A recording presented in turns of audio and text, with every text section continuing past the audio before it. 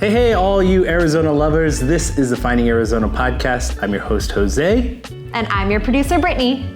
And here at Finding Arizona Podcast, we collect the local stories of all entrepreneurs and from around the valley. So join us at findingarizonapodcast.com, where you can hear every episode and see it as well at YouTube. Like, subscribe, and comment below who you want to see next on our show. And when you're ready to start your podcast, you found the right spot. Found House, your next podcast production company. Now, let's get back to the show.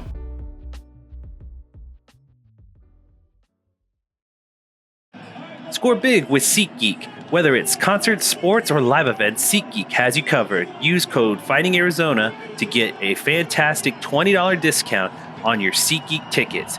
Catch your favorite live events hassle-free with extra savings. Visit SeatGeek.com and make every experience unforgettable.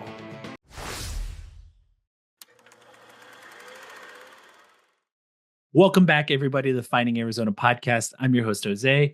As every week, we involve someone to come in and get them involved with us, and it is so special every time, and today is no different. Ladies and gentlemen, I'd love to introduce you to Yanna Williams, who is going to talk to us about Dear Diary Incorporated, and I will let her give the little intro about it. Welcome, Yanna. Thank you. Thank you so much for having me. I am so excited to get a chance to talk to you and give you a little bit more about what I do and how I do it and all of the things. And so just a little background from Dear Diary. So we are a professional development community for Black girls. Sometimes we call ourselves a mentoring company for Black girls. It's all the same thing. And essentially what we do is we support Black girls with writing their own narrative, right? What does it look like for you to create the life that you want for yourself? And so we support them with three things that are our main focus: confidence. You have to believe in yourself. You have to know that you can do it, regardless of all the things, right? Because life is going to life. 2, community, having the people next to you, in front of you, behind you, who support you, who are there for you, who's in the trenches with you sometimes, who can hold you accountable and say, like, come on, girl, get it together. And also access, right? It's not always who you know, or it's not always what you know, but sometimes it's who you know as well. And so giving them access to resources, tools, the skill set, the companies, and all of the things that they may need in order to fulfill whatever journey or goal it is that they have. And so we have been in existence since 2019, January of 2019. So next year will be officially, we're going into year 7. If you count 2019 as well. And we're excited. We're a membership-based program. We've just recently launched our national program, where girls from all over the nation are able to join.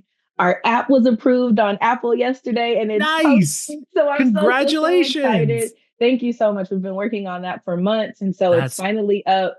And so things are happening, things are moving, and it's a perfect time right now. I love that, because we're catching you at a very pinnacle moment in just everything evolving and everything growing. So what I am going to kind of ask you is just the beginning question that we've asked everyone in our previous episode: is give us a little bit of your origin story. I know that probably a lot of this comes in shape of your own childhood and your own early career. I would love to understand that a little bit. For me, I love asking this question because it shows this life of like a tree, and this is the roots. This is getting into your real foundational ideals, goals, and ideology. So give us a little bit of that. So I'm originally from Chicago. Born and raised in Chicago. I'm from the West Side.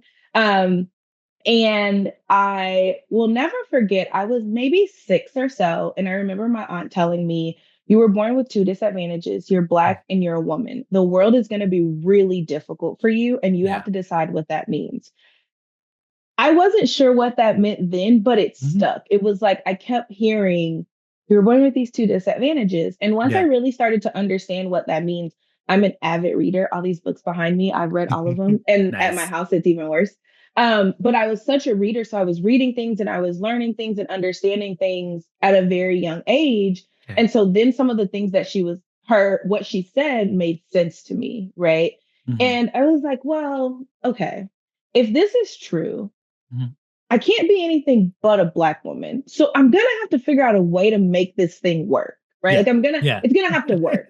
So for me, I was like, okay, I am going to, if the world has already counted me out, then I have nothing to lose by doing this my way. I Right. love And that. I so love that mentality. yeah, it was like, I just got to do this my way. And so for Yeah. me, it was, I am going to be successful on my own terms. Mhm. And once I am going to make sure no other aunt ever has to warn her niece of her two disadvantages. Yeah. So we fast forward, we moved to Arizona, and I went to school to be a vet, Oh, actually. wow. So I have an animal science degree. I have a dairy science master's. Yeah. And I was going to be a vet and I was going to, I was going to live this great life and I was going to show other girls that you could be a doctor and all the things. And my junior year of college, I was in my anatomy and physiology class. Uh-huh. And it's a weed out class. So it's like those who do well, they go to vet school. Yeah. So I was in the class and my professor was like, this is what your vet school classes are going to be like, but you're going to be taking 2 or 3 of them at a time. Yeah. And I was like, I don't want to do that. And I'm a good student. Like I'm Yeah. very studious. I graduated with a 3.5 GPA. Like I'm a great student, but like I didn't want to be that kind of student. Like I'm not a medical student. I Yeah. realized that I'm Yeah. not a medical student or a vet student. And I was like, I don't really want to do this. So I decided to go to graduate school for dairy science at UW-Madison. And that's kind of how I matriculated. Going back to my time in undergrad, my freshman year, so I lived here in Arizona. Mhm. And what I was struggling with is I felt like I was really smart, but people weren't pushing me. And by people, I meant like my school counselors. They weren't like encouraging me to go off and, Yeah. go away to school or things like that. And I was like, but I'm smart. Like I have a 3.75 GPA. Why would I Yeah. go to the community college? Like, why is that the standard that you set for me? Yeah. And so I ended up at Tuskegee because my godmom had just introduced something different. So Yeah. once I left, I was in undergrad and I was like, man, if people had told me in high school all of the things that I could be and I could do the way that my college environment has taught me, Yeah. where would I have been? Right? Like what things would I have done different and what hardships would I have been able to get over, to overcome? And, I was like, if I could be authentically myself in the world as I am in my diary, if I could be that out loud and the world gave me permission to be that, where would my life be? Yeah. And in that moment, I wrote a mentoring program called Dear Diary. Okay. So I was a freshman in college and then I stored it on a Google Drive. This was Nice. before like Google Drives were really a thing. Yeah. It was Yeah. I it remember was those like a early days. beta, right? Yeah. I Like the remember Google those Drive early days. beta. Yep. I still had my little flash drive, right? Like it was back in the day then. And I was like, okay, I'll put this away. Maybe one day it'll be a thing. And fast forward to Wisconsin, I am now in graduate school. I'm on a board of a nonprofit as their grant writer. Mm-hmm. And this grant comes out for mentoring programs on our side of town. They were dealing with some like community violence, and this was a way for them to start to do some supporting of the community. Yeah. And I was like, well, can I apply for this grant? And they were like, yeah, you can, but you've been getting us a lot of grants. So they had just paused me from writing grants because I had been getting us so much money. And they were like, that's gotta be a good thing, but also it it's like, was, but they yeah. were like, you got us all this money. So now we have to do all this work. So like, stop for a second. Let us do this work and then Catch we'll come up. back. Let me catch up to you. Exactly. So when I asked if I could write it, our president was like, you can. And the board voted. They were like, you can do it. But if you get it, it's on you. Like, it's your program. You're going to have to figure it out. And here we are. I got Beautiful. a $60,000 grant fully funded. I was like, oh my God, this is amazing. And then I said, oh my God, I have a $60,000 grant. Like the same way my president Here was you like, go. yeah, like, okay, now you got the thing. And that's how we started. That's beautiful. I mean, in all honesty, you bring to the table a lot of different opportunities to ask you questions, and I'll kind of go through them. But first off, I want to say kudos to you for just making the opportunity come to life on your own, like just ideologies, what you believe in, what you Mhm. went through to come to the point now. Because I'll be honest, for me, I was like, I'm uh was it first generation to graduate college and to graduate with a master's degree. And so, you know, what you brought up with like having a community, and in all honesty, I didn't really have that many people who were in the same boat as me in my community. Exactly. And Yeah. so it's not from a lack of people trying or anything like that. It's just the way we grew up, there Mhm. wasn't opportunities like that. And so when I was put into this position, or at least put myself into that position, Right, right. I, there were moments where I, was really looking for help, but also kind of encountering this level of like maturity of like, I can do this. Yeah. I don't feel like I was challenged enough, and I was like, I want more Yeah. challenges, and so I know I can get here because I got to the 4-year Mhm. part, and I was like, I can push myself. I know I can, Mhm. and I have this will about me to wanna, and I also have a curiosity about the world of like, Fair. I question a lot of things. I really love education on that level of like, I like learning. So for Mhm. me, it Same. was it was that level of like, I think I can do this. I know I can do this. Let's do this. Let's dive deep into this. Yeah. And So I would say too, like I didn't know so much, yeah. right? So even for me, when I went off to undergrad, I thought I was in vet school already. I mean, Yes. literally, I thought I was Yeah. in vet school. So I was like, everybody, I got into vet school and I'm off to vet school. Like, I'm on my way to undergrad and I'm Yeah. thinking Yeah. I'm in vet school. Right. And so it just goes to show, like, yes, I'm on the right trajectory. Hmm. However, it's still so much that I don't know. Right. Hmm. Like, there was still so much that I didn't know. And similar to you, first generation college student, I didn't have anybody that I could ask. My parents were like, they're just proud that I'm going to college. They don't Yeah. know, they're not sure what to do or, how to help me. My parents were like, sure, FAFSA. We all were like, we don't know what to put right here. What do we Yeah. put here? It's Um, literally, and that was like when you bring up programs too, it's like that was one thing that was a big program for my high school is like, we're going to teach you how to do this FAFSA, but you got to bring your parents along with you. And so I was very thankful for that. And this is a story I've probably told on pod. I didn't even know I got into my college because I got the scholarship package first because they gave me, I don't know what happened to my acceptance letter, but they just sent me and I was like, wait, does this mean I'm in? Like, I was like literally like trying to call a rep. And I literally called the school. I was like, I'm looking for a representative to help me figure out if I got in or not. And they're like, let me call you back, blah, blah, blah. Like a day later, like, yeah, you got in. I'm like, yeah. cool. Like, that's Yeah. awesome. I'm like, Yeah. I was super excited. But anyways, I would like to go back and really go to that really pivotal moment of like being told something as vital as like, you have these disadvantages and you're young and you're like, you are very influenced by this moment. I want to know from your perspective, was like, there any more tidbits that your aunt taught you, or like, was there something about her history that you know of that like really pushed her to like be that generous to you? Like, maybe generous is one word, but like be that confrontational about the Mhm. world at large to a Mhm. young female like yourself.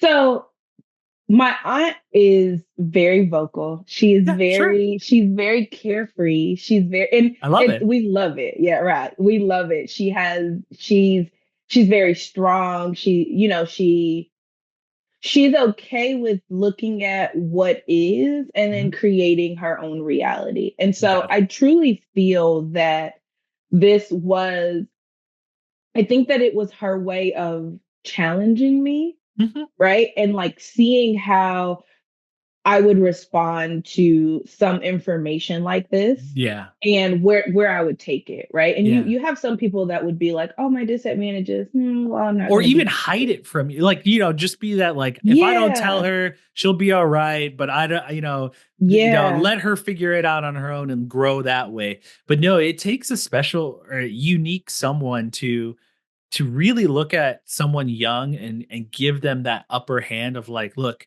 I'm going to be one to one with you. Mm-hmm. You are going to have some struggles, and these are the reasons why. I wish someone, and I don't think my parents, I think they tried their best in educating me about the world. My dad was very, I I like to say cynical but realist. He was Mm-hmm. very much grew up in jungles of Puerto Rico, went to the Okay. military, and that's how my parents met.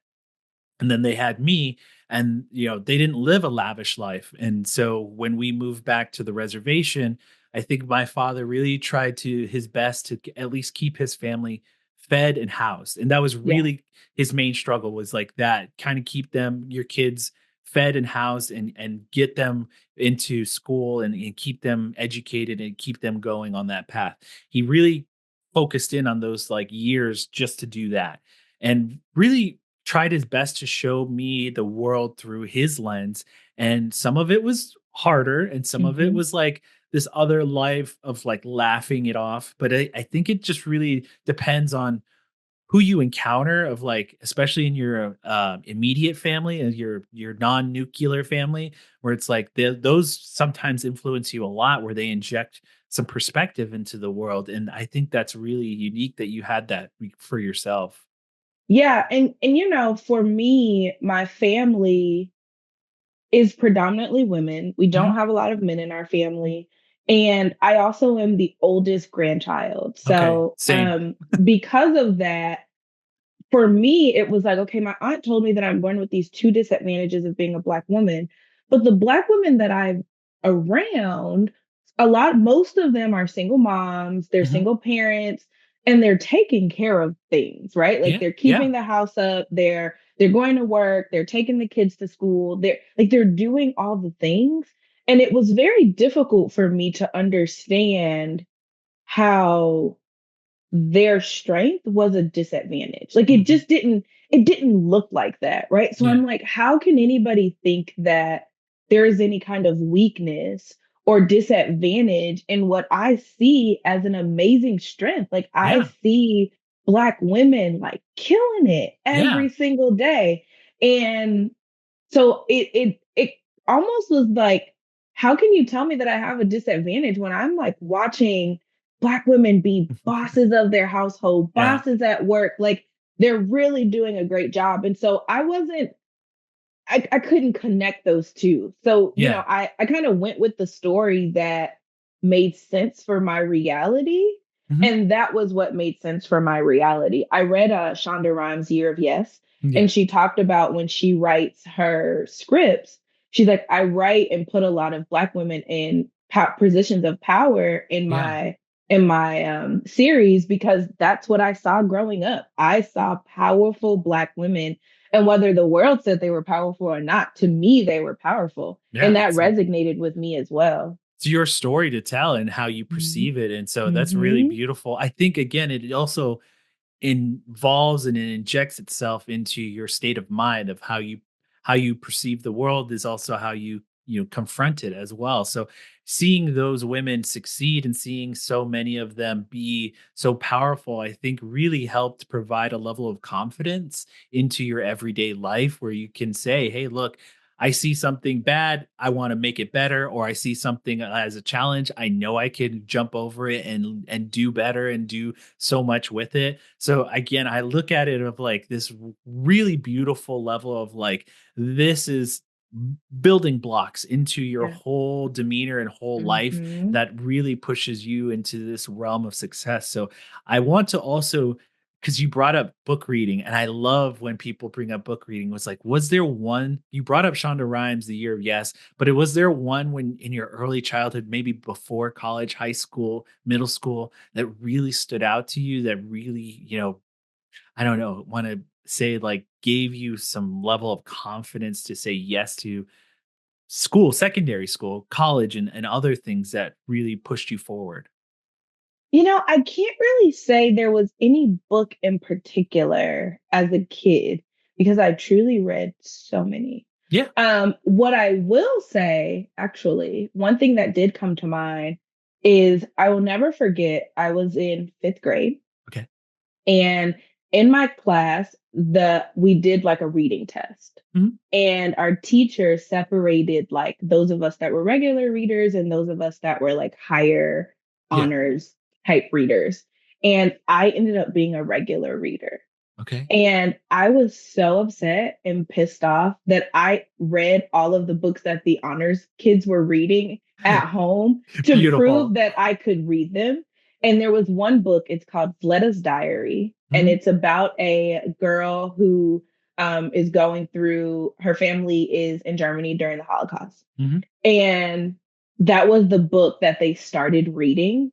That was the first one that she said was not, it was too high for my reading level. Yeah. And you know, to this day, that book stays in my library I love it. because I feel like I wanted to prove I can read whatever I want to read and I can understand it. And that book was my like, you will not defeat me. This book will not defeat me. That's your first trophy. Essentially, It, that is it like a was. very first trophy of confidence of like, look, I did it. This is mine. And I'm going to Mm-hmm. show you that I can. And so like Mm-hmm. I love those little like moments, those little trinkets or like something to like say, hey, look, I proved them wrong. Or like, Yeah. hey, I achieved this. So it's Yeah. like it's really cool because that stands out the most when it comes to especially like people like us where it's like first generation or like being told Yeah. that we're not it's not gonna Mm-hmm. like we're these things are above us. It's like no it's not. I can do it. And so I Mm-hmm. definitely have little things like that where it's like I have a few of them in my office, a few of them in my household, and I love keeping those because it's a win, so It to is. speak. It's a It win. is. And it's a win for like internally, right? Yeah, It's not, yeah. because I didn't need my teacher to say, oh, Yana, good job. You read it. For me, it was like, you don't even know. You think I can't read these books? And I'm at home reading these books, There right? you go. I'm like, Yeah. look, I read the book that you said I wasn't smart enough to read. And for me, it was Exactly. like, if somebody tells you that you can't do something, show them that you can. Yeah, Like, absolutely. just show I them that I you can. 100% agree. So as we move into kind of like your college and into your early beginnings of your career, I would love to understand what was the decision on veterinary? Like was there like did you not have pets and really wanted them? Was there something about animals or about creatures that you were like drawn to? Because that's really interesting that it is your story of like you went down this one path but found another. But it's like I think it's really interesting that you chose that first career Mhm. like goal that like that was something that you wanted. So I didn't have pets growing up. Mhm. My grandpa, he did always like he was always rescuing some random animals that then my grandma comes home and she's like, take the turtle back wherever you got it. And he's like, I got it from in the middle of the street. And she's like, take it back. Take the turtle back. Meanwhile, he and I are like, we bathed the turtle, we put it in a box and made it a home. And so that was always really fun for us. And we Yeah. were playing with worms. And like, I just always was the kid that was trying something different. Yeah. I think that I grew up in a community where it was like, you go to college, you get a good job, you become a doctor, a lawyer, a teacher. Mhm. And none of those really felt right for me. Yeah. Right. At first I was like, oh, I'm gonna be a lawyer. And then I started to learn that like what lawyers do. And I was like, I don't really want to do that. Oh, Mhm. a doctor. Well, I don't really like human blood that much. So I don't want to be a doctor. But then I did find that I enjoyed working with animals. And so, I did find opportunities where I could like volunteer at the pet hospitals or, like ASPCAs and things like Yeah. that. And so I started to do those things and I was like, actually, I really kind of like this. And let me see if it's something that I would enjoy. Mhm. And then I also, in a way, wanted to do something different from what was presented in front of me. Yeah.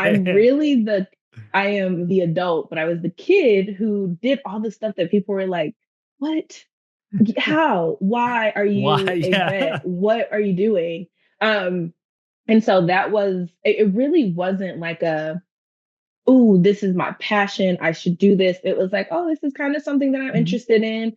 Let me try it and see what Mhm. happens. I started to learn like getting into vet school was really competitive. There are less vet schools than med schools. So like if you can get into vet school, you're Mhm. top Yeah. tier. And I was like, oh yeah, I want to be that. Like I Yeah. want to be the vet. I want to be top tier. I want to like prove myself in the market of being a vet. And so, um, I mean, I was like, let me try it. And I went to Tuskegee because they are the only historically Black college in the United States that has a vet school. And Oh, okay. again, I Yeah. thought I was going straight to vet school. So I'm like, why not go there? They Yeah. graduate 75% of Black vets in the world. So I'm like, oh Wow. yeah, it makes sense, right? Like I want to be a vet. I'm Black. You go to the school that graduates 75% of Black vets. Yeah. And then I got in, similar to you. My letter got lost. We moved twice after I Wow. applied. My letter got lost. I called. They were like, "Oh yeah, you got a merit scholarship." I'm like, "Am I Yeah. in?" I was Yes. just like you. I'm like, "Well, am I in?" They're like, Yeah. "Well, yeah. In order to get a Yeah. scholarship, you got to be in." Why I'm would we like, give you a "Oh, scholarship if you didn't get in? again, Like, right? I think I'm in vet school." yeah. So, I don't think there was necessarily like a thing that was like, okay, this is why I want to do it. I will say, once I got into undergrad, I did kind of change my path a few times. Like, I was Mhm. like, I'm going to be a meat scientist. I want to work with farm animals instead of like small cats and dogs. Like, Mhm. so I did kind of change my focal point while I was Yeah. in college, but it was always animal leaning. See, I love that because it wasn't just one thing. It's a culmination of different like things where it's like it's a one part a challenge and one part this love and history with your grandfather. There's a many different facets. I'll tell you that when I was going into school for architecture. I really didn't know what landscape architecture was. Like I didn't know what that's what I graduated with. And so I I chose architecture because I had a love of Legos, a love of building, a love of Mm-hmm. art and history and kind of this built environment because that's where I always grew up was these unique built environments from I spent a little bit time of in the East Coast in Philadelphia and seeing sky rises be built and then to go to an ancestral land where adobe homes and things like that where villages are Yeah. more than 100 years old. It's Yeah. like you have an appreciation of this built environment. So that's why I chose architecture as my first career path. And then when I was told about landscape architecture and how it affects the non-built environment, the natural world, and I Mm. had a history of my grandfather had crops that he grew on land. I was taught how to dry farm from different people. I knew a lot about the non-built environment, so to speak, and I loved it. I loved being outside. I loved the natural world, and so that to me spoke to me on a deeper scale than the built environments did. And so I was like, oh, and it was also a challenge. It was also something that's like Yeah. I didn't get a chance to learn about it more or less than those kids who really were there working alongside me and trying to get their degree as well. So I was coming from a place of very humble beginnings and I was like, Yeah. it's a challenge to try and catch up. And it's like, yeah, I think I can do this. I Yeah. think I have a passion to want to at least challenge myself to at least get further along and see where I can end up. And so that's what I did. And that's something I feel like we can relate to and kind of enjoy in our history together like that, where it's like, it's definitely a culmination of different things rather than just one unique Yeah. like thing that put us on that path. For sure. So, that being said, I love that you went through this process and challenged yourself and now came out the other side. The early career beginnings of where you were grant writing, I would love to know what was the first grant like and why they chose you to be the grant writer or what made you say yes to grant writing because that in itself is something that I'm interested in doing because it's grant writing for those who are new to what it means or what it can provide is an opportunity to collect or achieve or grab these pieces of you know financial opportunity to make something that will help guarantee either a community or something else that will come from this financial backing. So I'm very much interested because I have a couple of ideas myself, but I've never done it. And so is the rest of my family, my brother, my mom. know what writing is, but we've never taken on the challenges ourselves. So if you can give us a little bit of that kind of like where that began and how that, you know, kind of gave you an opportunity to make something like Dear Diary Incorporated today, I would Mhm. love to hear that. Yeah. So I started grant writing actually in graduate school. So I've Okay. always enjoyed writing. I've Yeah. always been an avid writer. I love writing. I love to create. I love to read. So I feel like you have to almost love to write if you love to read, but maybe Okay. not. Yeah. And so always enjoyed writing. And in graduate school, I actually wrote a grant for the USDA. So I went to Oh, graduate nice. school at the University of Wisconsin-Madison. I have a Mhm. master's in dairy science, a focus on nutrition and genetics. And I was one of few Black students who had gone through that program. So Yeah. UW-Madison is the number one dairy school in the world. And there weren't a lot of Black students Yeah. there. So the USDA had a grant, and it was to create multicultural programs at universities. Love it. And I was like, ooh, I want to try to write this. And my advisor was like, sure, good luck.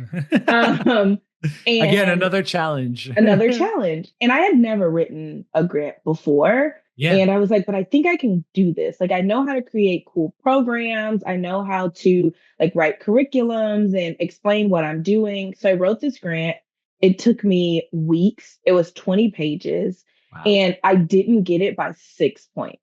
Oh, 6 points. I was sick. But for me, I was excited that I got it done because I had never mm, done it before. And mm. it's USDA grants and government grants are beast. So to be able to Oh, do it yeah. and get all the paperwork in and all the things for it to actually be submitted, that was like over the finish line for me. Like I did it. So if I had gotten it, that was just icing on the cake for me. Yeah. I didn't get it. I applied again and didn't get it by 2 points. And I was Ooh. like, you know what? I'm done. Maybe this isn't the best one for me. But in between there, I started writing other grants for other programs that I was involved in. And so Yeah. one of the things I wanted to do was I wanted to um, have a historically Black college and universities fair in Wisconsin. I ended up going to an HBCU out of Arizona. My first time visiting Tuskegee was like right before I started. I Yeah. already paid my deposits, like I was in. And I was like, well, that's probably not right for students to just like fly away, go to school. They've never been to visit. And so it's like, well, a lot of students don't have the means to go visit. Yeah. So if they don't have the means to visit, what can we do? Let's bring it to them. So I wrote a grant, and this organization, it was American Family Insurance, actually. They Mhm. were going to give us $1,000 to do this fair. I didn't know how much this kind of stuff costs. So they were like, we'll give you $1,000, but you have to write this grant proposal for us. I'm like, okay, great. I wrote it and they came back and said, we're going to give you $13,000. And I Ooh, was like, oh, cool. I love that. And now every year I do an HBCU fair. So that was my first one. And when I started to realize like, oh, this isn't as hard as I thought, I can actually do this. My biggest one was the first one that I got for Dear Diary. So I had started getting some more because I got that one and then I got on the board. I ended up being on the board of a nonprofit. My Mhm. husband brought me on their board. He wasn't my husband then, and he was trying to like keep Yeah. me close. I know Yeah. that now, but I didn't know that then. He was like, I was trying to keep you close while I got my shit together. Excuse my language. And so I was No, on you're that fine. board and I was writing grants for them, but I wasn't really writing big ones. It was like $2,000, Mhm. $3,000. I wrote one that was $10,000 that we ended up getting. And then when I got the one for Dear Diary, it was $60,000. Mhm. And so for me, I was like, okay, wait, I've been doing this thing a little bit wrong because I haven't been asking for a lot of money. But now here I am asking for 60 and they gave me the whole 60. So now, now I'm like, okay, I could ask for more and I can write Yeah. bigger grants and I can write government grants and all the things. And so I loved it. It was cool to be creative and like Yeah. write about the things that were happening in my head Mhm. and being able to write it down and structure it into a program or into a business or whatever.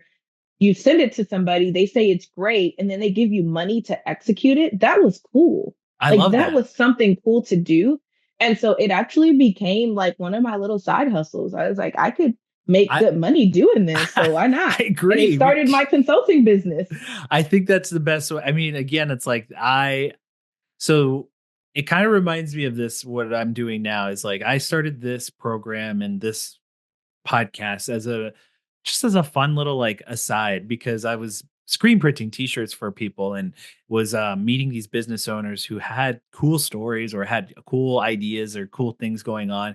And so I, would chat them up, get to know them, and just really, doing what I'm doing now, dive deep with them and kind of ask them interesting questions that I was interested in because I've always been curious.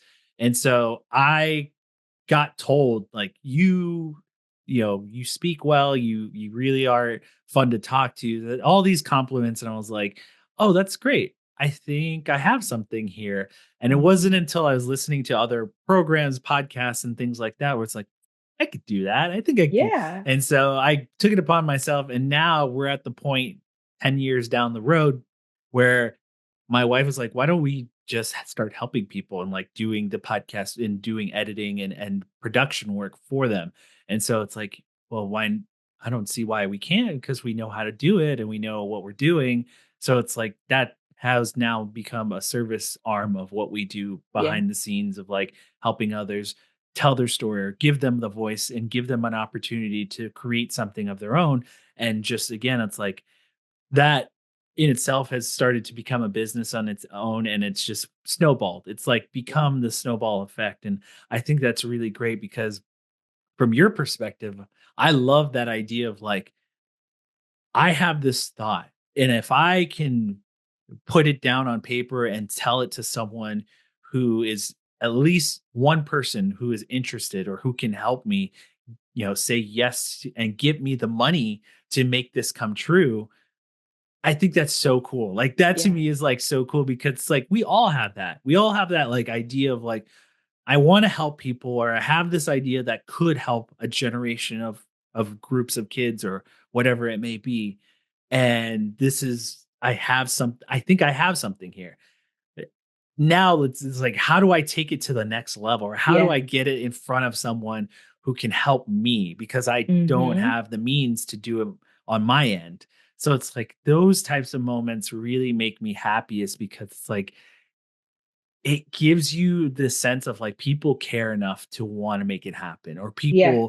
this world is not trying to stall you in any way. It's Hmm. trying, you just have to w- put in the work, make an effort and do it. And so like Yeah. that to me is so like, I love the fact that this grant writing thing has become influential and helping you out and helping other kids out and helping these groups of girls that you're influencing too. And it's just really, it's a unique thing, but it's also a wonderful opportunity for them Hmm. also to like see someone like you who again has this similar history to them where it's like, hey, you have a chance to do this, look at me, I can give you the tools to help you move that direction.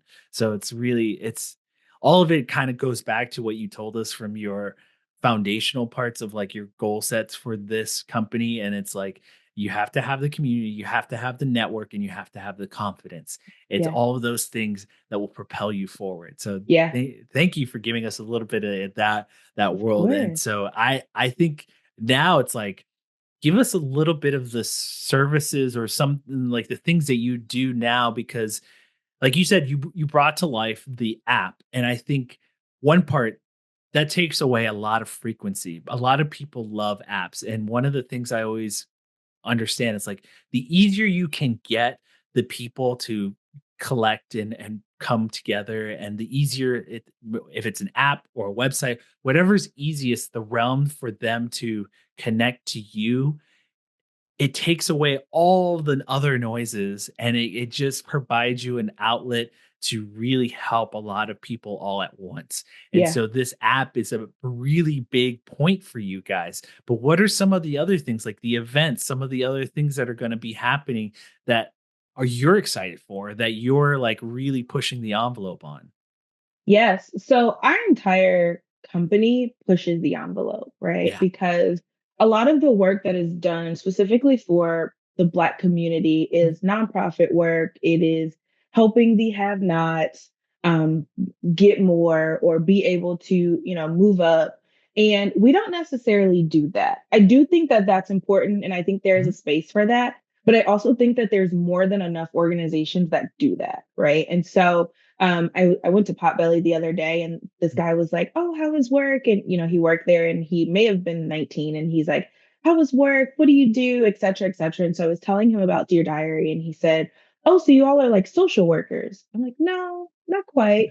And he said, okay, so you're like kind of like working with kids like in group homes? And I'm like, no, not quite. And he's like, so like, what's wrong with the girls that you work with? And I'm like, well, nothing is wrong with them. They're just looking for community and resources. And he was like, oh, that's a business? Like, yeah, that's a business.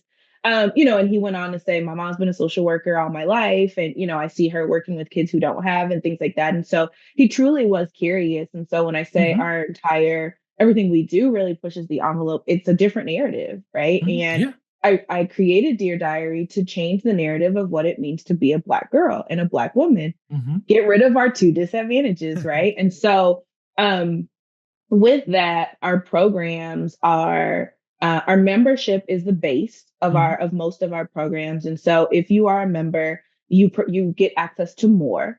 As part of our membership, you are then in a community. It's an app. So think of like a Facebook, but a lot more private than a Facebook. We have a lot of protections in place because we work with minors. And our girls, we do different types of programs within our community. So for example, we have a program called Business Accelerator. And what Business Accelerator is it is a 12-week business accelerator program for Black girls who are interested in being entrepreneurs. During the 12 weeks, we go through everything from ideation to making your first sale. And then at the end, they actually pitch to our judges and we make capital investments in their businesses. Awesome. So that's the first part. We're now expanding that to where we will make capital investment. We will make equity-based capital investments into their businesses. And then we will also give them another 9 months of mentorship and support to help them actually grow and scale the business. And this is for our winners. So we don't do it for everybody. So it would be for the top 3 girls who win our pitch contest. And so that's just an example of one of our programs within our community. And then we also do different things, different types of events. And so you don't have to be a member for all of our events.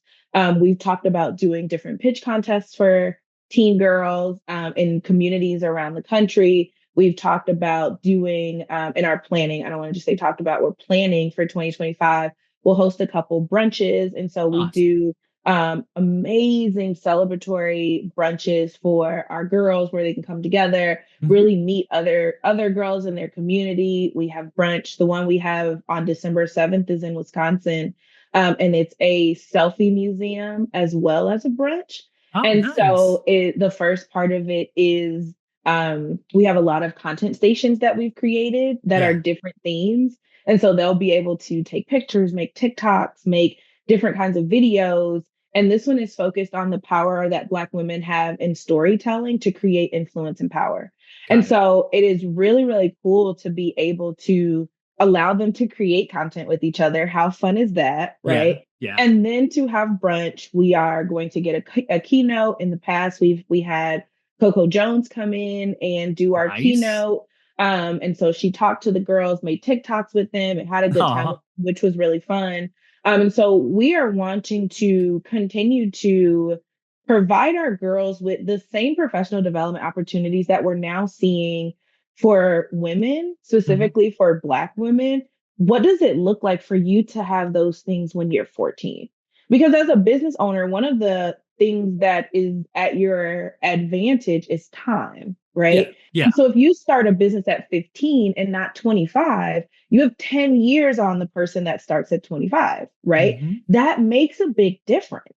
So for me, I'm like, if we're able to provide you with the tools and the resources and the experience when you're 14, 15, 19, that a lot of people aren't getting until they're 25, 35, 45. Yeah. And you have like real life responsibilities at that point, right? Because it's a lot more difficult if I was trying to start my business now with a husband and a 15-month-old than when I started it at 25 and I had no responsibilities other than myself. Yeah. So for me, I'm like, if we can start to provide that for our girls early, Mhm. what does that do to change an entire generation of the Black community, right? Yeah. And then society as a whole. Yeah. Um, Fun fact, but not so fun, the median income for Black Americans is set to be at zero by 2053. So that is my target. I Mhm. am trying to make sure that the median household income for Black Americans never hits zero by 2053. And so, That's with awesome. that, that means that the girls that I am serving right now that are 14, by 2053, those girls will be 49. So Wow. that means that they will be parents. Some of them may be grandparents, Parents, yeah. right? They're going to be creating legacies that Mhm. start today that will determine what society in Black America looks like when they're 49 years old, Yeah. right? And so, how can we start to shift that? Like, that's the game that I'm playing right now. What do they Yeah. need?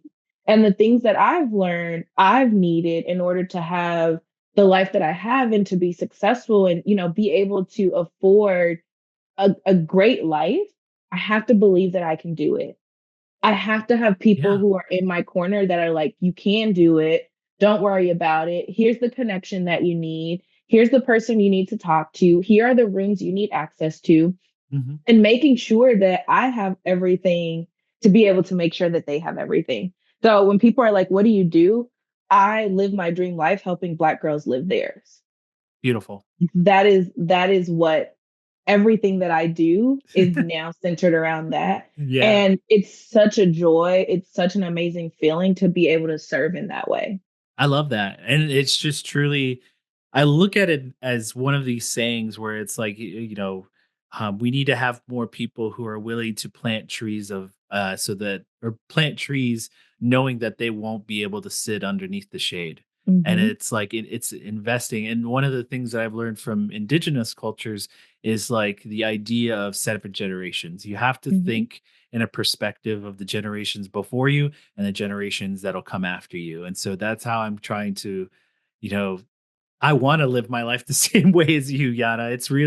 It's really quite beautiful that you've taken this thing that most people take for granted, which is time, and really look at it as a way to affect not only your own life, but many lives around you.